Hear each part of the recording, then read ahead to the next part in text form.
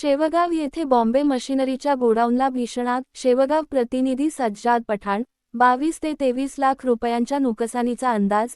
शेवगावमध्ये नेवासा रोडवरील बॉम्बे मशिनरी या दुकानाच्या गोडाऊनला सकाळी 6 वाजेच्या दरम्यान भीषण आग लागली. या आगीमध्ये गोडाऊनमधील 22 ते 23 लाख रुपयांचे सामान जळून खाक झाले असल्याची माहिती बॉम्बे उद्योग समूहाचे नीतू शेठ सबलोक यांनी दिली. सकाळी झाडून गोळा केलेला कचरा पेटून दिल्यानंतर गोडाऊनला आग लागल्याची माहिती सबलोक यांनी दिली. सकाळी 6 वाजता लागलेली आग सकाळचे 8:30 वाजेपर्यंत चालू होती. यामध्ये आकाशामध्ये मोठे धुराचे लोट पाहावयास मिळाले. त्यानंतर वेगवेगळ्या ठिकाणाहून अग्निशामक दाखल झाल्या, परंतु त्या अगोदरच गोडाऊन पूर्णपणे जळून खाक झाले होते.